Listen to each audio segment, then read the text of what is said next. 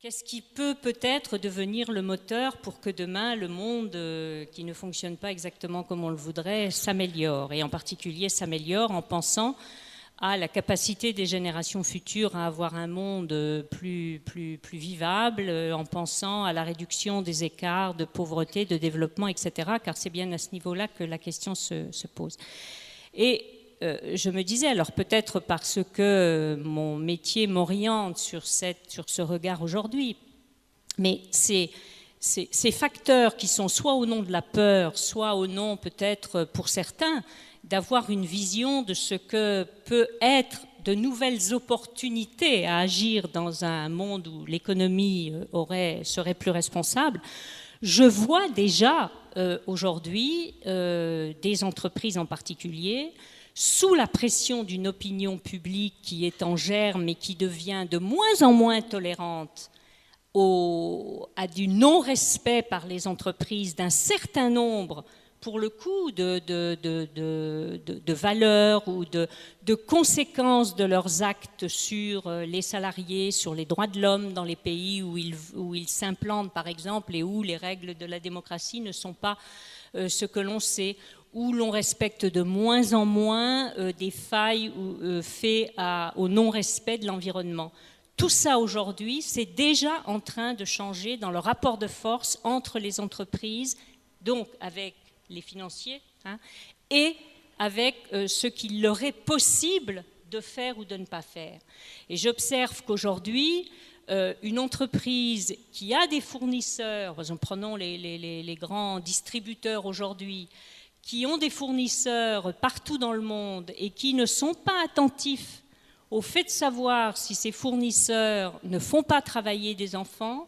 l'entreprise en question se met en situation de vulnérabilité et de risque et du coup agit pour faire reculer bien sûr,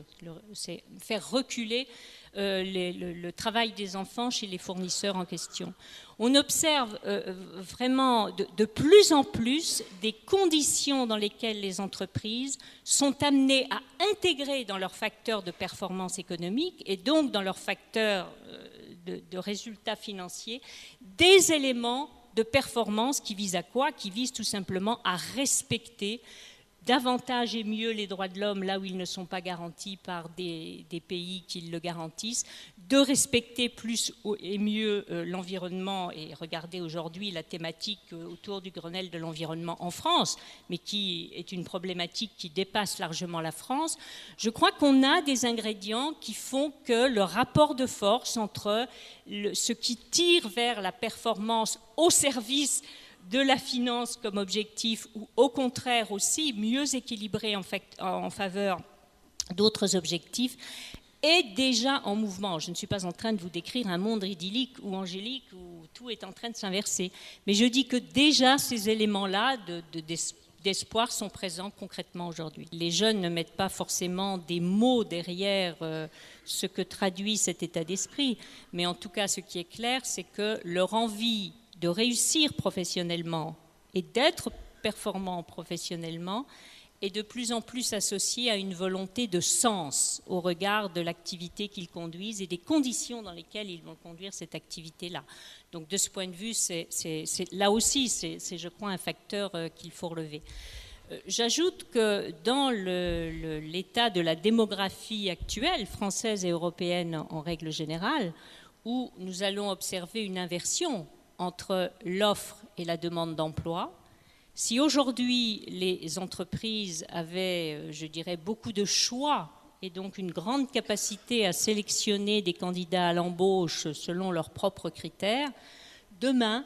il est fort possible que ce soit davantage ceux qui cherchent un emploi qui soient amenés aussi à choisir leur entreprise. Et le fait que l'entreprise devienne attractive sur le marché de l'emploi, sur le marché du travail,